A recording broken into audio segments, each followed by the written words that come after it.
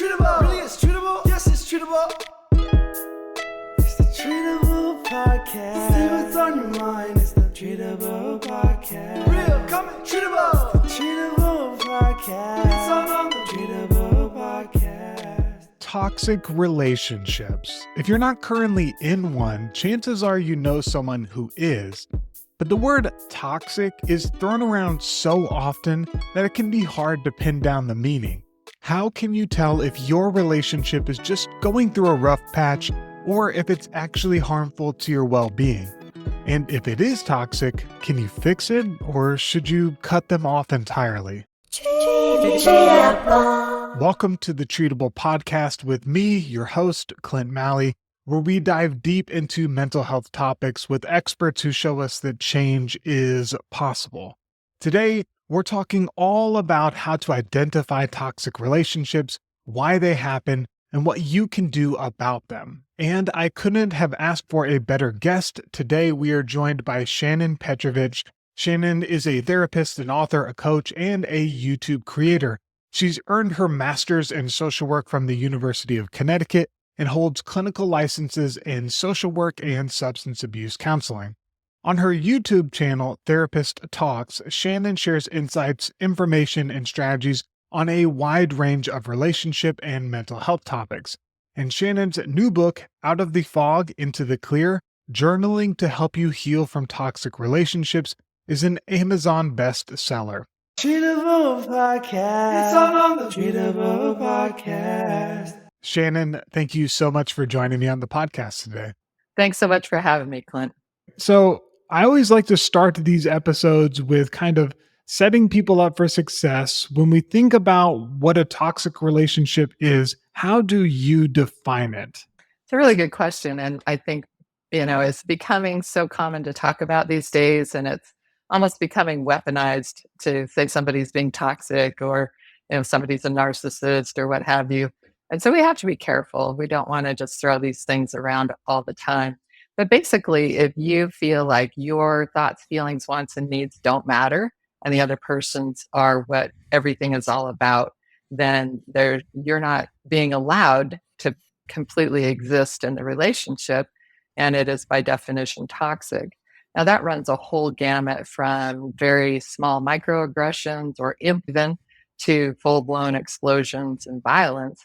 But basically, if you find yourself getting more and more sad, depressed, anxious, frustrated, feeling worse about yourself and worse about life in general, then chances are your relationship is unhealthy for you. And so it's really important to take a step back and start to look at things differently. So toxic relationships, it's a hot button word. We hear people throw it around a lot. We say this is toxic and that is toxic. Where is the misunderstanding coming from? What is not a toxic relationship? Because I think that's also helpful to understand. Right. So the problem is too, that if we were raised in a home where there was toxic interaction going on, we oftentimes bring with us a template into our lives, and then we put that template onto other relationships. And so we can often show up in unhealthy ways. We can show up being people pleasers and placaters and peacekeepers. And so we're not even giving the other person the chance to see and know who we are in our whole totality. So we have to first look at the toxic relationship we might have in our own heads. And that's where I start in my book, in my coaching work, in my YouTube channel too, where we have to look at how we relate to ourselves. If you're beating up on yourself 40,000 times a day, then when you get with somebody else, that's going to resonate if they're being toxic. And you might even sabotage the relationship, even if they're not being toxic. So it has to start inside. It has to start with numero uno. And then you can treat yourself well enough and coach yourself internally well enough so that when you show up into a relationship, if they're being toxic, you're going to go like, oh no, that's not the way I interact with people, So when somebody is negative or devaluing or toxic, then you would immediately put up a boundary and not accept that. But the problem is we don't show up with our thoughts, feelings, wants, and needs. We oftentimes are just placating and people pleasing so much that the other person doesn't even know that we're not happy, know that we feel this or that. And then they're really not being given a chance to have a full relationship. Yeah, so let's unpack that a little bit. Why is it important when we enter into a relationship to understand our thoughts, feelings, wants, and needs? Why does that set the foundation along with understanding ourselves when it comes to how we're relating to a partner, whether it's a friend or a business colleague or a romantic partner? Why is that so important?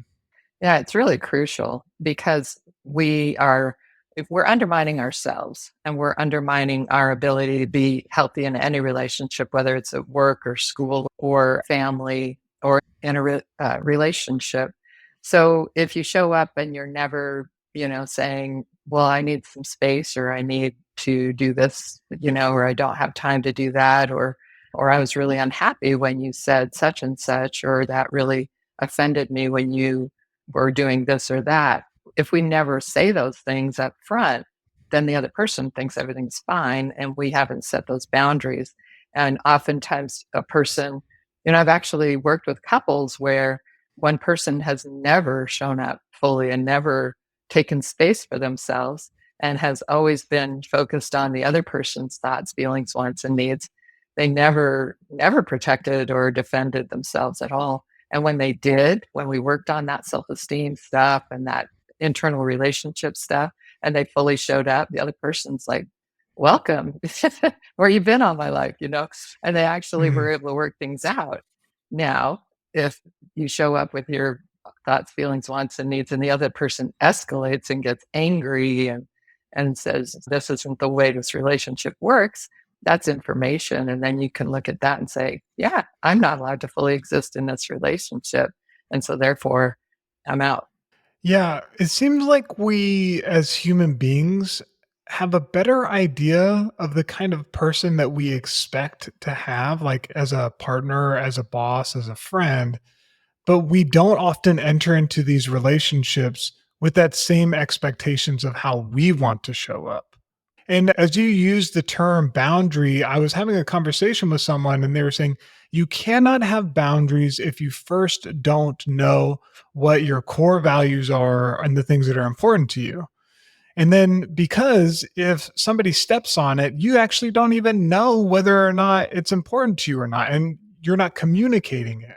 And so it sounds like this is also a key part of understanding toxic relationships is one, do you know the things that are important to you as a human being? Right. Because if you don't, who are you bringing into the relationship? You got to first have that self awareness. And then, two, once you can understand those things that are important to you, you can then see if a partner is not measuring up, if they're crossing those boundaries, if they're coming into conflict with the core values that you set out and you brought into this relationship. Is that right? Absolutely. And that's the problem with the sort of the online dating aspect of life these days, where people are pretty much getting intimate on the third date, if they even wait that long. And that the focus is very much on that chemistry and that intimacy and just to be blunt on sex instead of on the what are the values, what are the core characteristics of this person and of yourself, like you said. So we have to know ourselves first. We have to know what are my values? What are my character qualities that I actually respect in myself? What do I feel about myself? Are there places that I need to work on me and strengthen me before I even enter into a relationship? So I'm not just bringing my template from childhood into this current relationship. So Bessel van der Kolk wrote the Body Keeps the Score, and it's a phenomenal book about trauma and how we internalize physiological and emotional narratives and templates from our childhood traumas, little traumas and big traumas, all of it. And then we bring that template. So maybe if in my childhood, if I was sort of the peacekeeper and placater, or if I was sort of praised for being perfect or the class clown or whatever, those templates we bring with us. And if we sort of enter into a romantic relationship as that peacekeeper, placater, I can handle it. I can do all the heavy lifting. emotionally speaking, in the relationship, that's oftentimes a setup for disaster because, of course, we are very attractive to that person who wants us to do all the heavy lifting. And so we get drawn into that kind of relationship. And then everybody in our world says, oh, that person just likes drama or they like being the victim or whatever, which is just Mm. abusing the victim again. But what's true is that there are ways that we participate, and those ways are very unconscious or subconscious. And we have to look at those before we can actually start to take care of ourselves in a way that shows up in the relationship. And then it's easy and smooth. When you actually know yourself and you take care of yourself and you show up fully in a relationship, then you get to see what happens. And when that other person is disrespectful when you show up, it's so easy. It's just like, yeah, not my person. You don't take it personally. You don't get upset about it, really. It's just like, that's not my person. Whereas in the past, you could be like, oh, well, I should have done this or I should have done that. Or maybe if I was more placating or peacekeeping. But all of that's just the garbage that we tell ourselves when we have unhealed old trauma. Okay, so let's rewrite the dating profile, shall we? I haven't been in the dating game in a hot minute, been happily married for 14 years, but if I were to go into it understanding the things I know about mental health and boundary setting and toxic relationships at this point, and I wanted to present myself in a way that was authentic and let people know what I'm bringing to the table. When we're talking about core values and we're talking about identifying the things that are important to us, can you give some examples of how we might communicate that in a way that helps people get to know us? Yeah, it's so crucial. And it's funny because our whole self esteem understanding is so upside down and mixed up. If you look at social media, it is a hot mess. Women are valued for their looks and their nails and hair and the way they've even airbrushed their photos. It's just such a mess. And men are valued for their muscles and their whatever too. So it isn't just women that are beat up in this way. But if you're really looking at who you are, you're looking at, I'm a compassionate, empathic, honest person. I'm a loyal friend. I'm fun and easy to be with, and I'm really good to my friends or whatever. So and then there are a thousand sort of more nuanced words that you can use too. But those are the really important things. In addition, there might be other interests you want to mention. But in essence, really focusing in on your core values and core character qualities. And our society just doesn't do that. It's swipe left, swipe right. What do you learn from a photo? Nothing. And then when you start to date somebody, what kind of conversations are you having? I encourage people to always go in for what happened in your last relationship and notice if they are 100% blaming the other person. Notice if they are really lacking in any compassion for the other person. Notice if they are vengeful towards the other person. Huge red flag, right? Because Yeah. you can play in your head all day long that, well, he or she did something terrible and that's why they're vengeful. No, somebody who's bitter and vengeful is bitter and vengeful. So you have to look at those things and you have to notice how they treat other people. Even the wait staff and the busser, if they don't treat people well, if they don't treat people with care and compassion and empathy, they don't have those qualities. And if you're that kind of person, you want to be with that kind of person. If they take up all the oxygen in the room, you want to notice that. And then here's the kicker, and nobody wants to hear. But as soon as you get intimate, you're kicking off this whole brain chemistry called oxytocin. And that's the same brain chemistry that gets kicked off when a woman is breastfeeding a baby. So you're creating an attachment at the level of breastfeeding a baby with this person you barely know. And so that's nuts. That's just complete insanity. Like, unless you really know somebody so well that you'd be willing to give them the keys to your car and the PIN number to your bank account, you really shouldn't be giving them your body. and also kind of throwing away your rational mind because once you get that physiological attachment going, it's biology. You're going to be more attached to that person than if you stayed with some distance and noticed who they are and really got to know them in all aspects of them before you got intimately involved. You even have that level of intimacy creates a disconnect with your rational mind.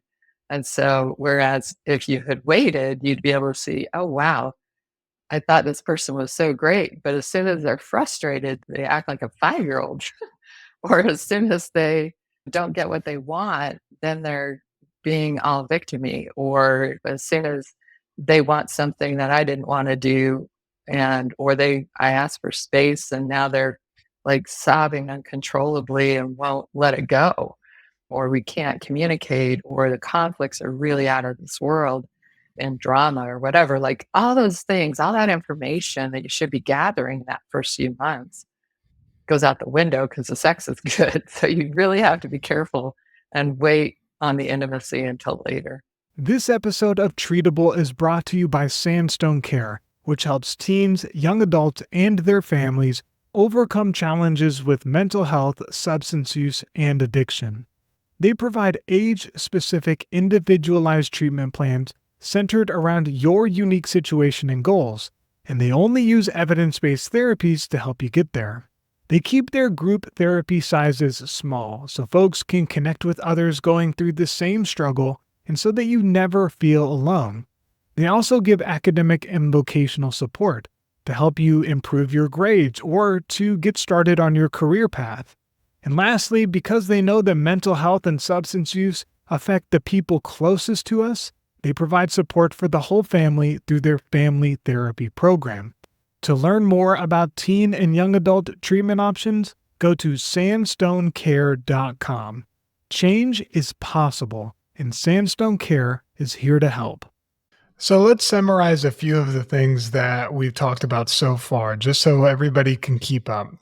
One, you have to understand what you're bringing into the relationship and what's important to you. Otherwise, you're going to not have boundaries. You're not going to be yourself. You're going to get frustrated when other people are crossing over these boundaries that you haven't communicated because you yourself don't know them. And two is you want to think about people that you're dating or that you're with is how do these people line up with the things that are important to me? Are these people kind to their family members and their friends? Do these people handle stress and conflict well? Or do they blow up? Do they break things? Do they lash out? Are they bitter? Are they vengeful?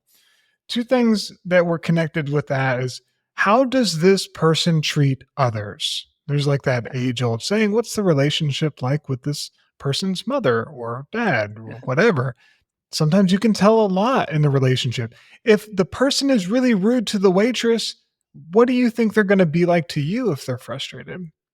And the second thing I noticed that you talked about was almost like a stress or a conflict test. All relationships, human beings are going to be involved in situations of stress. Things are going to happen. Life is going to get in the way of your goals and your ideals. And understanding how somebody handles stress is a huge indicator of understanding the kind of person that they are. We can all say that we're one kind of person until we encounter an obstacle. And so much of who we are is the way that we handle and navigate conflict. And the better way to get a clear reading on both of those things is by waiting to engage in intimacy until you feel like this person really does line up with your core values, because it kind of muddies the water and blurs your perspective a little bit. And it creates a really intense connection that might override some of your more rational thinking to admit, okay, maybe this is a good relationship or actually a toxic relationship. Am I missing anything? No, that's a great summary, Clint. And the that intimacy that happens does create that attachment. And then people will say, "But I love them. I love him. I love her so much." And you honestly don't know. Like I've had these conversations with clients where I'll say, "So tell me what's going on in the relationship," and they'll list off all these horrible things that this person has done, and these horrible episodes that they've had together. horrible disrespect and horrible devaluing and horrible, I mean, it's awful. And then they'll say, but I loved him so much, or I loved her so much. I'm like, that's not love. Like, that is just plain not love. So we have to look at love differently than the songs on the radio. It's not ooey gooey feelings. It's like, does that person love you? Love is an action word. Are they loving towards you? Do they care about what matters to you? Are they kind and empathic? Are they supportive? You know, are they there for you and not flipping the script and devaluing you and making you feel like garbage when you're already struggling or having a hard time? Are they manipulating you to get what they want and get their needs met and be the focus? Because there's a lot of focus on what you were saying in terms of, sort of that what we would call an overt narcissist, the one that's like this big bully and he's, bigger than life and that sort of overt narcissist. But a lot of this stuff is really covert and it's no less toxic. In fact, it's more toxic in a lot of ways because it's so hard to see and other people don't see it. They think that person is just awesome and you're the problem. So things sort of are implosive and dramatic and the manipulation is like constant and even lying and throwing you under the bus and saying that you did this awful thing when you didn't. Those are the covert traits that really snag people into toxic relationships that become what's interesting is that it isn't just what the person is doing to you, but when they can trigger you to beat up on yourself, then their work's done and they kind of sit back and go, ah. And that's when you really have to look at what's happening because, if everybody in your world is saying this person isn't good for you, but you're like, oh no, you don't understand them like I do. You're looking for a partner, not a project. And if everybody says they're bad for you, you really have to take a step back and look at the reality and not just this fog that you're in. Yeah, and analyze, hey, are your friends and family's opinions something that's a core value of yours? Do you value diversity of perspectives? I want to talk a little bit about narcissism because it's something that only recently through this podcast I've come to understand a lot more of. And we did an episode not too long ago about narcissism. Listeners, watchers, go check it out because it's actually really helpful. And just some of the signs that we talked about within that episode have to do with gaslighting, right? Trying to manipulate the way that you see your reality, table turning. So you bringing up something and them trying to switch things on you. Another thing is a me versus them mentality or me versus the world mentality. But one of the things that you said that was really interesting was that when we think about narcissism, we often think about a grandiose personality. We think about somebody who is projecting a ton of confidence, but that's not always the case because narcissism can also be this tragically unique situation that you kind of mentioned where it's, yeah, I understand all of those other cases where people are abusive to their partners is bad, but this one is a unique different one and it's actually a special situation. um and so you're saying, hey, you got to be able to understand both sides of it. Both of them are toxic. And by the way, of course, narcissism is a spectrum. We're all narcissistic in some way, shape, or form, but understanding where your partner falls on that spectrum or where somebody in a relationship, again, a workplace relationship or even a friendship, where they fall in that is really important. Anything you want to add to that whole narcissism piece? Yeah, I did a video on my YouTube channel called The Narcissistic Collapse. And in it, I shared an analogy that I think is helpful, which is it's like a hot air balloon. And you have to keep pumping the hot air into that balloon or it implodes and then explodes. And so a narcissist is somebody that actually doesn't have good self esteem. So when someone has good, solid self esteem, they're very humble. They're absolutely not the person that has to have all the attention and has to have everybody feeding them emotional food all the time. They're good. They're just like, I'm fine. So it's that covert narcissist is more like the emotional narcissist. So you have to keep pumping them up or they implode. So what that looks like oftentimes is that everything has to be about them, has to be about them. And the second that attention's turned to somebody else, then they're losing their mind. The person who takes all the attention away from their sister's wedding. Like it's that kind of thing where you know, the boyfriend went out with his buddies and she loses it and texting 80,000 times and that kind of thing. That's that. Everything has to be about me or I'm going to punish you. And so that's the covert narcissist. And we also call it there. I did another video called the martyr narcissist. So that's the one who's always saying, I have to do everything. So they're kind of making it all about them by making you feel bad for having any thoughts, feelings, wants, or needs.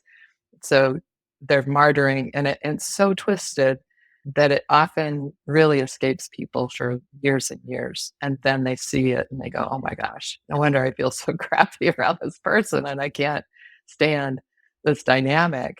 But oftentimes, again, the person starts beating up on themselves and thinking that if they just got it right, that they would be back to how it was in the beginning.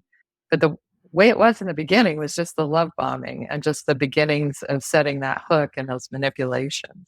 If somebody's non-empathic, if they're all about themselves, if they're completely focused on what their thoughts, feelings, wants, and needs are and not yours, that's who they are at their core. And you can't talk them out of it. You can't therapize them out of it. I'm the therapist and I'm telling you it can't be done.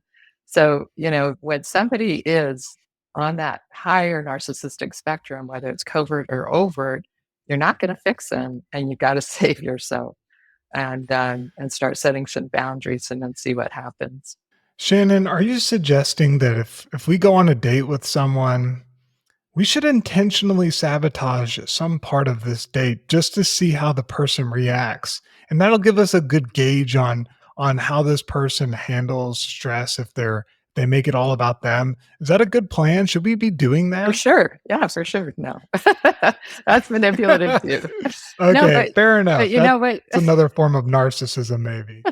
But when you're in that dating situation, it's natural to want to put your best foot forward and to, do all the things and spend all our time together and all that stuff. But what happens if you take a step back and say, I just need to catch my breath. I'm going to have a down day or, I'm going to go out with my girlfriends today.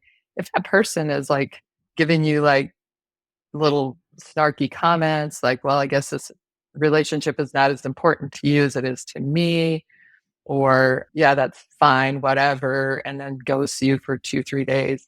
Those are the kinds of little microaggressions that you want to notice because a mature, self confident person is not ever going to deny you your own space and time to take care of yourself. If they do, there's something seriously messed up in that. But we so often miss those little subtle cues that this person is really not okay. And they're going to ask you to kind of make them okay over the course of this relationship. And that's not okay. And to your point, do you even know if you need space or time in a relationship? Have you established that as being a core value to you, that you need time to be able to be with yourself, to read a book, to journal, to walk in nature? Is that something that you've said is really important to you? Is friendship a core value to you, that you really care about this close group of friends and you want to make it a point to be able to keep up with them, to spend weekly or monthly outings or have dinner together? Have you said that?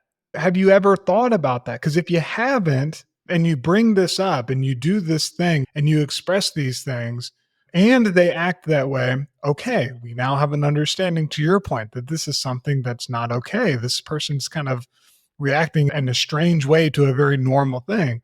But if you haven't expressed that any of this stuff is important to you, then this person actually doesn't really know you, and you also don't really know yourself. And so that can be a challenge too. One of the really big games, and I think I did an early video called The Games Narcissists Play, and it's also in my book, kind of listing off all the different kinds of games and manipulations that are engaged in the beginning. And isolation is a huge one.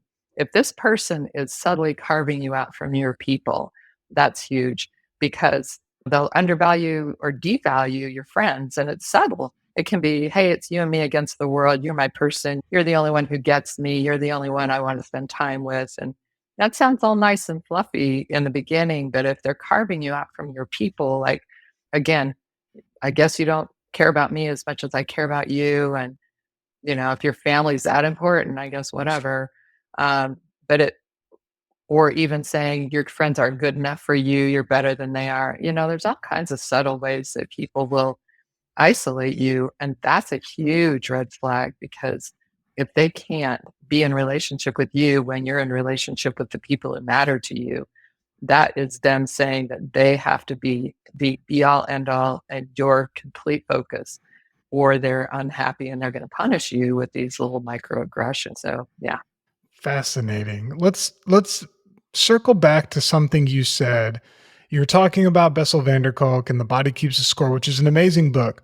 And one of the things you talked about is the templates for relationships that we carry into a relationship. And I was hoping we could talk about this a little bit more because there's two sides to it. On the first side is I don't know what is a normal relationship unless I have something to compare it to.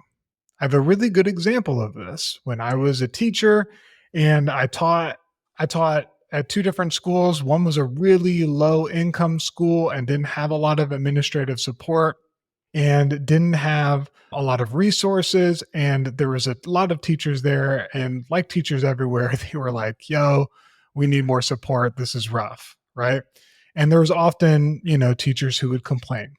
I then went from that school to an incredible school, a school that had one-to-one technology, small class sizes, that were like 4 to 6 kids, had diverse and empathetic and supportive staff.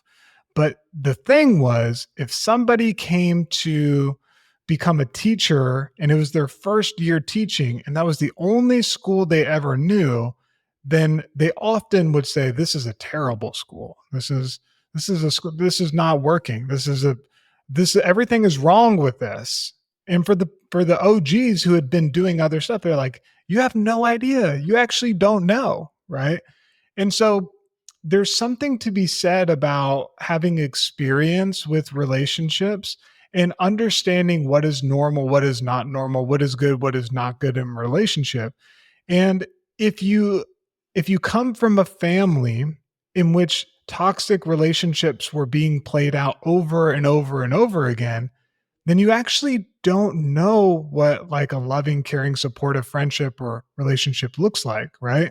I was talking with my wife about this because both of us kind of grew up in families in which we didn't see this play out really well between our parents and say, okay, how did we actually understand a template to work within our own relationship?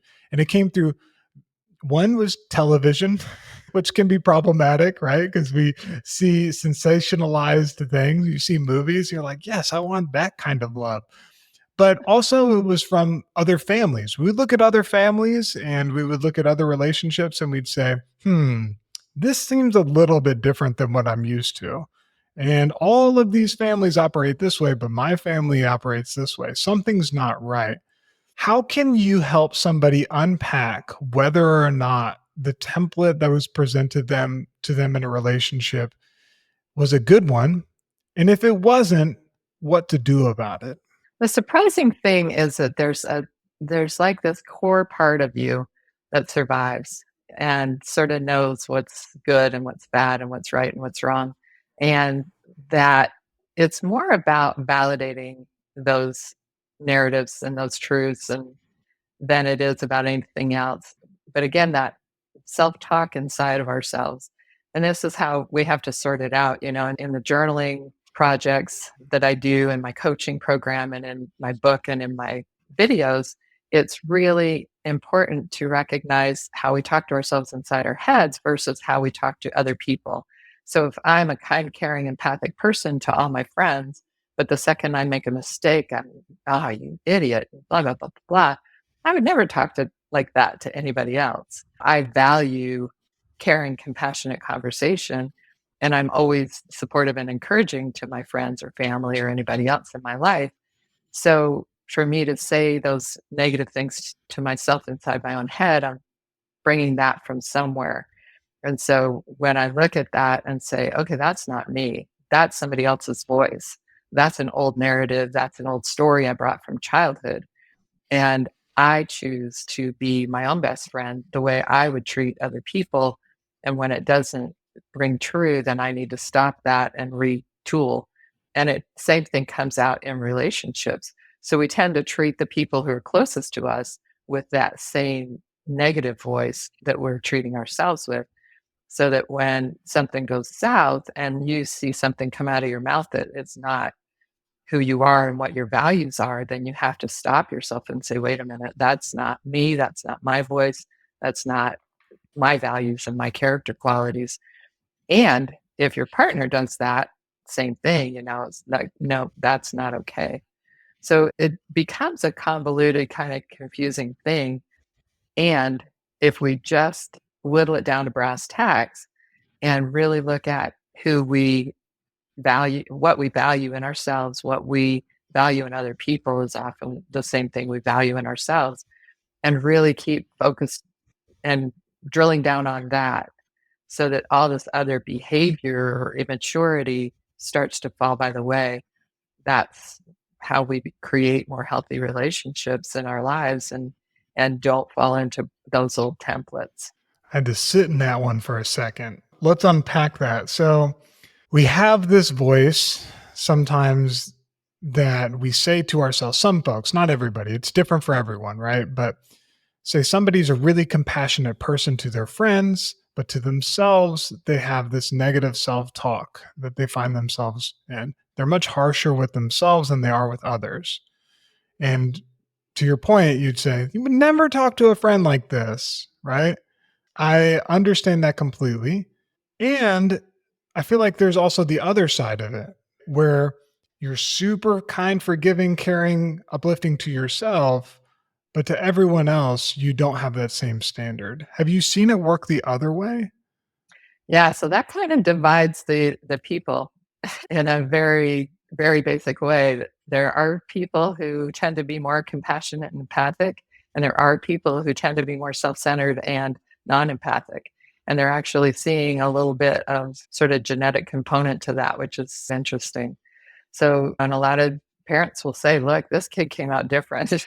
They were just always self-obsessed and dramatic and all about themselves. And this kid was just always the kid that brought home every puppy and kitten they ran into during their day. So there are some inherent differences, and that's why it's so important. If you're a caring, compassionate person, that you need to seek out those caring, compassionate people and those empathic people and not settle for somebody who really doesn't have that in their heart, in their core self. And that you can suss that out pretty quickly if you're really paying attention and don't get lost in it. Okay, let's break this down into three categories because at least these categories that I'm making up here on the spot make sense in my brain. But let's see if they go well with somebody who's an expert in the field. In my mind, I'm thinking about three different categories for these relationships. First category is the toxic relationship, right? This is what we've been talking about this whole time, in which there are people who are not handling conflict well, they're self centered, they are trying to isolate you. These are people who do not treat others well. It's that kind of situation. Doesn't feel good, leaves you not feeling good, makes you feel bad. Toxic relationship. The next step, I want to call it a sustainable relationship. Now, sustainable is like a very buzzwordy type of thing. And sustainable on the surface, when you think about it like that, seems like a good thing. But nobody goes to a relationship and says, hey, how's your relationship going? You say, oh, it's sustainable. That's not something that anybody wants to say. Nobody says that. Or hear about themselves. But or yeah, like, or if they do, it doesn't feel good, right? It's like it's baseline maybe, but it doesn't feel good. And then this third category is like a regenerative relationship. And that is something that this is somebody who you can trust, who's going to support you. This is somebody who, when you are using negative self talk on yourself, they're going to call you out on it. When you are not willing to accept love or affection or praise, they're going to say, hey, I'm saying something nice to you because I care about you. Don't shit on this, right? Like, I need you to actually just like feel this because you deserve it. Because when you do that, that's actually unkind to me too. And a regenerative relationship makes you better. A regenerative friendship makes you better. A regenerative co-working relationship or a boss, it makes you better. And so the first thing you have to say is like, okay, which of these three am I in?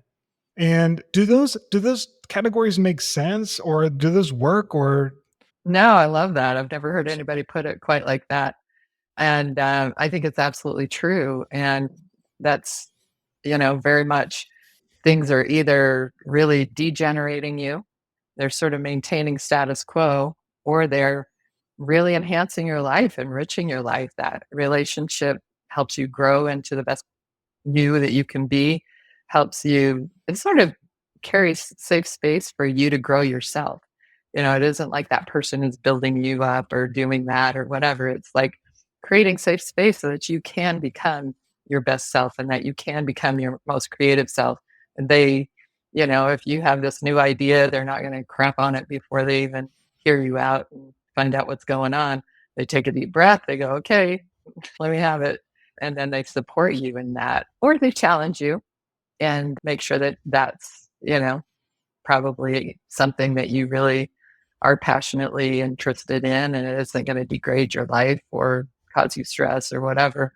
So I think all of those things, like you're talking about, those are those thriving relationships. Those are the ones that are really growing you and you're growing the other person. And that's a wonderful feeling. And that's what love is. So love is caring about someone else's spiritual growth and personal growth. And that's M. Scott Peck, not me. But love is when you actually care about and participate in someone's growth. mm, yeah, somebody's saying, okay, Clint, okay, Shannon, I get it.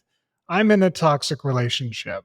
I guess what I need to do is cut them off, right? Like, we think about weeds in the garden, you think about pulling them up. And so we're going to get some people really carried away. They're going to have their torches and their pitchforks, and they're going to be storming the castle of their mom's house or their brother-in-law's house. And they're ready to like go and burn this thing to the ground. Now, before they do that, before they light those matches, what do they need to do? Because it feels like cutting people out of your life seems like a last resort.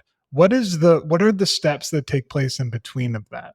I'm so glad you asked that because it's become, with all these buzzwords and toxic this and that and narcissism and all that, it has become really weaponized. And I've seen people cut people out before they even gave them the time of day or the opportunity to interact in that relationship in a different way. And I think that's really sad. I've seen adult kids cut off their parents for a slight that should have been worked out and discussed. I've seen parents cut off their kids and not figure out how to sort that out. And relationships, when you are co parenting, it's important to do what you can to see if it's viable or drivable and not just sustainable and certainly not degenerative. So it's really important that, first of all, you do that internal work and figure out what do I think, feel, want, and need. Because sometimes if you come from that kind of template and that kind of history, you actually don't know what you think, what you feel, what you want, what you need. And you're so busy always taking care of other people's emotions and taking care of other people's moods and anticipating moods and manipulating moods that you're not even in touch with your own self. So you're not showing up. And then if the person does something that's offensive and you just cut them off, there's a whole bunch of stuff in between. First of all, like, find out who you are and what you're about and what you think and feel and want and need. And then share that with that person. It really offended me when you said this. I was really hurt when that happened between us. And a lot of times it can get ugly before it gets better, but it's worth it. There are so many times when people can sort these things out and come out better and come out with a relationship that's actually stronger, more honest, more stable, And then those people in your life, man, those are the rich relationships in your life because you've gone to the mat together and you came back and said, and I love you and I forgive you. And now sometimes you do that process and the other person escalates and calls you every name in the book and says that you're garbage. Then you go, okay, clarity. That's closure for me. Didn't need anything more than that. So both are helpful and both are fruitful. If you just cut that person off without ever having that conversation, then you've denied both of you the opportunity to grow, to understand, and to get that clarity. Because you may forever wonder, should I have cut that person out? Maybe not. But if you say the things and they flip out and escalate, you were right to cut them off. Yeah. And to be clear, y'all, we're not victim blaming. We're not saying that if you're in a toxic relationship that it's your fault. What we are saying is that if you haven't established the things that are important to you, step one, and then step two, communicated the things that are important to you to this partner, step two, then you cannot expect this person to read your mind. You might have thought if right now you can't list your core values off the top of your head and count them on your 5 fingers, then maybe you actually don't know your core values. Then maybe you haven't sat down with yourself and took a real moral inventory of the things that are important to you. And if you don't know what those are, how can you expect anyone else to know? So it's important to at least take that step because it gives the person a chance to, as Shannon said, to be able to like respond, and you get to see how this person responds. And all that information is good information. Either the person gets to know you and you get closer, or the person flips out and you also know that this isn't the right person for you because they don't mesh with your core values, the things that are really important for you. Exactly. Wow, I've learned a ton. This has been a whirlwind of education in a short amount of time when it comes to toxic relationships. I have a feeling people are going to want to learn more, and they're probably going to want to learn more about this from you. So where can they go to learn more about you and all the awesome work that you're doing? Thanks, Clint. So my YouTube channel is Therapist Talks, Thrive Beyond Narcissism. I added the last piece a few years ago when it became really clear that was the thing that people wanted to know about.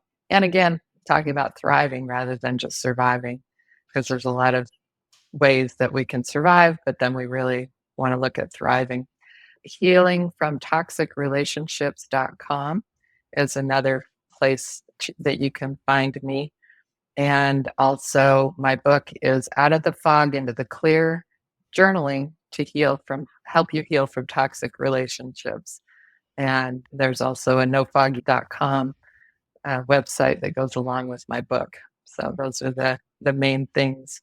And all of those links, you're going to find those in the show notes or the description box, whether you're watching or listening to this. Awesome. Shannon, thank you so much. Listen, y'all, these toxic relationships, they are real, but they're also more common than you think. And with the help of understanding your values, what's important to you, communicating clearly, and then taking the appropriate action after that, they're also treatable. We'll see you on the next episode. This episode of Treatable was edited by Daniel Lopez. The intro and explanatory sections of the episode were written by Alexandra Kruger. The theme song was created by Sebastian Gonzalez, and the cover art for this episode is created by Joel Daniel. If you got any value from this episode, it would personally mean the world to me if you would leave us a 5-star review wherever you get your podcast. It helps to spread mental health awareness to more folks, and I read each and every comment that people leave. So tell us what you appreciate about the podcast, and you just might hear us feature it on the next episode. All of my love, and we'll see you on the next one.